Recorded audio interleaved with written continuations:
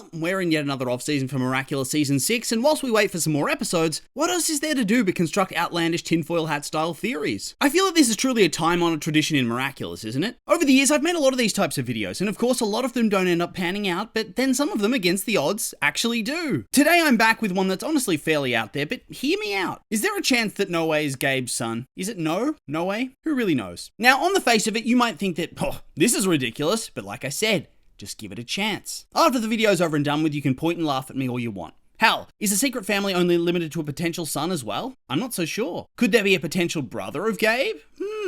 Like I said though, until the video's over, just hear me out. Although granted, you have to strap on your tinfoil hat because of course it's going to get absurd and outlandish and likely will never come to pass. But as I said earlier, that's part of the fun. I feel that sometimes a lot of us forget to have fun with the franchise as we overanalyze every little thing or complain about our favorite characters not getting the story attention we feel they deserve. I'm not calling anybody out because I know I do this just as much as anybody else. However, that being said, I think we should just try to have some fun being absolutely ridiculous too. Some of my favorite times in this fandom have been coming up with or reading about someone else's insane tinfoil, so it's time to suit up once more. We have to go full soap opera mode and march our way into the land of secret long-lost siblings and family secrets. Absurd? Yes. But this is a show that unironically has the Illuminati and a teenage girl who's a criminal mastermind, whilst another teenage girl leads a team of superheroes keeping Paris safe. We're not looking for hyper-realism here. So yes, Noe. We first meet him in Season 6, and as of right now, he's clearly poised to be a fairly major character. I know that he only appears in a single episode so far within the season, but in that episode quite a lot happens, and quite a lot's revealed to the audience about the story and the direction it's going to take. In the episode El Toro de Piedra, we learn that there's a whole secret organization called the Kingdom, who are dedicated to getting their hands on the Miraculouses, with each member represented by a symbol. Up until his death at the end of Season 5, Gabe was a full-fledged member of this group, known as the Diamond, with other members including Tomoe Tsurugi, and then of course Natalie's father.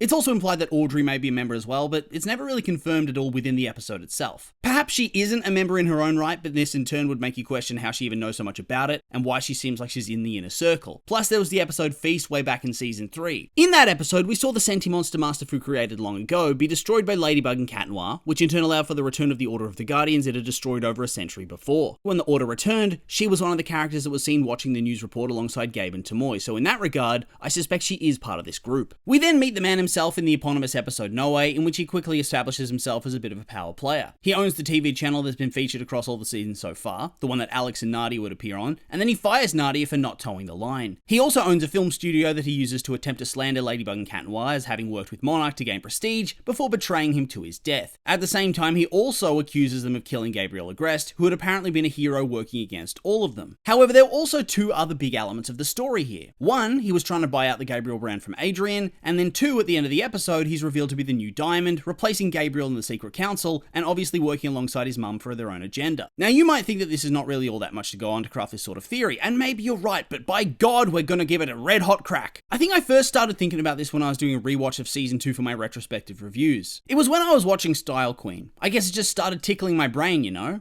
Was it actually Style Queen or was it Queen Wasp? Yep, it was Queen Wasp because that's when we got our first proper interaction between Gabe and Audrey. I don't know what it was about this, it just got me thinking that they're almost a reflection of the early days of Adrien and Chloe, right? You have the Agreste there being all kindly and suave, at least when he briefly reforms and decides not to be Hawkmoth anymore and apologizes for the mix-up and her being akumatized, yada yada yada. To me, this made me think. She knew Gabe first, before Gabe was anybody at all. She's the one that seemingly helped him go from Gabi Grisette to Gabriel Agreste. We know later on that she and Andre and Gabe and Emily were friends, and that this was back when Andre was still a filmmaker as opposed to heading into city politics. So they have history, and it's not that weird to assume that they might have had some sort of relationship beforehand, but even then, is it not a massive leap to think they might have a random hidden kid? Perhaps, but that's the beauty of a crack theory, my friends. First up, I suppose we better establish whether it's actually possible, right? I do think the timeline could work if we learn more about it, as we don't really know how old Gabe really was. Really, do we even know how old Noe is? I'd guess that maybe he's meant to be in his early 20s at best. Hell, I could see the writing have him be in the correct age range for this. I mean, he kind of has to be, given that we know that he's Audrey's son, and that she's surely around the same age as Gabe. After that, there's plenty of time for Gabe to get with Emily, for them to have fertility struggles, go on the hunt for the Miraculouses, and then use them to create sentient children. So in that regard, I think the timeline does work. Then there are other smaller elements about Noe that have me curious. I know that he obviously has elements of his appearance that are just fully Audrey, his eyes and his hair, but I don't know. Once again, my friends, tighten that tinfoil and observe his outfit. Dark undershirt with light blazer. Does this not feel familiar to anybody else? I mean, look at Adrien's own iconic outfit. He has the darker undershirt and then the unbuttoned white overshirt. Also, this is just a side note, but have we ever seen Adrien without the overshirt? Has he ever just been in the black t-shirt? Even that mental image just feels wrong. At the same time though, whilst Noe has a similar look to Adrien in that way, I also think he dresses similarly to Gabe in season 5. It's like a halfway point between the two vibes. We can also take a look at the way in which Noe is introduced to the narrative itself. Now, as far as we know, he's only the half-sibling of Chloe and Zoe. Chloe's currently out of the story for the most part, although she'll clearly be making a return at some point, and thus you'd think the character it makes most sense for him to clash with and interact with the most would be Zoe. After all, she's his half-sister, and thus there's already a built-in storyline. However, that's not what he does when he enters the narrative. The first order of business is to go and meet with Adrien and make an offer for the Gabriel brand. This in turn begs a number of questions. Why does he want the brand? The whole value of the brand itself was Gabe as the designer. Without him, it's simply another fashion label. On top of that, it's not like this is some power play for the kingdom, right? After all, was it not established at the end of season 5 that Tomoe was stepping in to manage the operations of Gabriel? And if not, Natalie also would be a good choice as she was involved with this type of thing on Gabe's behalf. Thus, the kingdom already effectively operates the brand, seeing as Adrien clearly has no interest in running it. However, even if they didn't have their fingers in the pie, why would they want it to begin with? It's simply a business asset and not one that could really achieve much of the kingdom's goals. Think of some of the other elements in Noe's portfolio that we see. He owns a film studio and the television station, which makes sense for somebody trying to earn a seat on an Illuminati-style council. After all, what's a stronger tool than propaganda? We see that when he starts running hit pieces on Mayor Bustier to try to smear her name, whilst also positioning himself to run for mayor if she should be forced to resign in disgrace. This is exactly what the kingdom wants, as they feel like she's getting too powerful, which would threaten their status quo. Meanwhile, he also begins taking steps to plant the seeds of doubt in the wider public about Ladybug and Cat Noir. He tries to have a film made that smears the name of the heroes by implying that all along they'd been working with Monarch to manipulate the public into thinking they were genuine heroes. Eventually, this was supposedly discovered by a detective and Gabriel Agreste, who were both murdered in order to silence them, with Cat Noir and Ladybug also bumping off Monarch to ensure that there are no loose ends. By doing this, the hope is that even if most people side with the heroes, it does plant those seeds of doubt which the kingdom can try to continue to exploit to undermine trust and make it easier for them to try to get their hands on the Ladybug and Cat Miraculouses. All of that's a pretty good reason as to why he gets into the kingdom and named the new diamond. That being said, it doesn't really explain why he's trying to get his hands on Gabriel Grand to begin with, or why he presents Gabriel as a hero in his movie script. To me, this begins to hint that there could be a more personal reason behind his choice. Perhaps knowledge of his paternity. Also, let's not forget that when he was in the meeting, he was really laying it on thick about how Gabriel was an inspiration to him. And yeah, this could just be him trying to sweet talk Adrien into selling him the company, but at the same time, it could also be genuine. On top of that, it seems that Natalie actually has some sort of idea of who he was and what his game was, but that also doesn't prove anything. It could just mean she knows this dude is trying to get his hands on the assets and is an applicant to the kingdom. On top of that, I did think it was a bit narratively significant that Noe joins and replaces dead Gabe to become the new diamond. After all, what happens when a king dies in a kingdom? He's succeeded and generally by the eldest son. Now, is all of this watertight proof? Of course not. After all, we're basing this theory off of vibes, prayers, a character design, and a few loose plot points. It's not exactly ironclad. I mean, if this was the case, why would he be a hidden child with some different name? See? I don't really have an answer for you there, but at the same time, it doesn't make it impossible either. It's clear to me that the kingdom is something that probably predates the creation of the Senti children and Gabe's quest to heal Emily. I feel like it's something more that has deeper goals, and thus, more evidence could in turn reveal itself the further along in the story we go. Let's not forget, we've only seen this dude for a single episode, and a lot more over time could be revealed. Maybe Audrey hid this kid from Gabe for one reason or another. Maybe she was always planning something nefarious in that way. It's also clear that she favors him over her other children. Chloe, it seems she never really cared about at all, judging by Style Queen, where she's barely around and very keen to leave Paris. Even then, she only sticks around when she realizes Chloe has the potential to be a very nasty person. Meanwhile, she has even less care for Zoe if that's possible. So what makes Noe different to the other two siblings that we know he has from Audrey? Why does she seem to love and cherish him whilst the others are barely an afterthought? Could it be about the father's identity? We know that she doesn't really have any respect at all for Andre. You only have to look at their interactions across seasons 2 to 5 to see that's the case. She clearly does not love him, and indeed, I think she just likes to hold power over him and get him to live at her beck and call. We have no idea who Zoe's biological father is, but he's clearly not in the picture, seeing as she just lives with Andre now and treats him as her dad and vice versa. For Noe to have different treatment, I think he has to have a better pedigree, and Gabe is as good a choice as any, right? She clearly respects him and wants his attention. You can see that in Queen Wasp when she's talking to him. I think I could see it making sense, especially if she goes off and doesn't inform him of any child if they did have some sort of amorous liaison or relationship in the past. Maybe it's a little bit shaky, but I still think the writing could make it work. Because that being said, I do think it could be a really interesting narrative choice that could push the story forward in a meaningful way, and that's by giving Adrien somebody to be his own personal villain. I do think this is something he's always been missing, whilst Marinette has always had plenty, and I think this gives her more interesting storylines and room for growth as a result. We have Marinette and her long-running feud with Chloe that's been in the story since day one. Then there's of course Lila, who's clearly far more fixated on her hatred of both Ladybug and Marinette than she is for either Adrien or Cat Noir. Gabriel eventually pivoted into solely being a villain for Ladybug to conquer, as we finish season 5, and he was also antagonistic towards Marinette at the same time. Already that's a lot to be getting on with for both sides of her persona, but it doesn't feel like Adrien really had those same chances. Therefore, this is an opportunity for the story to move in a pretty interesting direction. A twist like this would actually give Noe some proper motive to actually antagonize Adrien on a personal level and try to actively ruin his life. After all, we already have soap opera elements in this story. What's one more to add to the list? All of this can then combine with Adrien's hunt for the truth about Gabe and lead to the mother of all crash outs. Hell, could he not even help Adrien discover the truth in an effort to undermine him? Imagine him revealing himself as a kindly older brother figure, only to rug pull Adrien when he's at his lowest. Maybe that's too much suffering for the Cat Noir stans who are no doubt furiously commenting this at the very moment, but I just think it could lead to some tasty drama and some really intriguing and gripping storylines. Before we finish, I also want to run through my prototype idea for the video, and I didn't want to scrap it because it could still come to fruition. It's in regards to Sublime and her dad. Is there any chance this dude could be another secret relative? I mean, look at the man. He does have Gabe vibes in terms of his appearance, right? Just look at his face and then also take a look at Gabe's parents. There is something fishy going on here, right? On top of that, in the episode Sublimation, you can see that on Sublime's prosthetic, her dad's written her a cute little message complete with a frog drawing. Gabe gave Adrien a frog toy as well, which has been a pretty important element of season 6. Could there be a connection maybe? I know frogs are pretty common and cutesy, but still. Plus, whilst we know that Sublime and her dad share a last name and it's not Grosette, I'm pretty sure we don't know what the mum's last name is. Judging by her temperament, is there not a chance he took her last name and after they divorced he simply didn't change it back, seeing as it's already his daughter's name and he wants to share that connection? It also wouldn't be the first Grosette to change their name, right? I know there's a bit of a looser theory and has less to go off, if that's possible, and yet I do think there's something there. In the end though, these have all just been my opinions, and now I'd like to hear yours. What do you think of my tinfoil crack theories? Do you think they're both on the money? Maybe just one of them? Maybe neither of them? I'm curious for your thoughts, so make sure to like, comment, and subscribe, and let me know.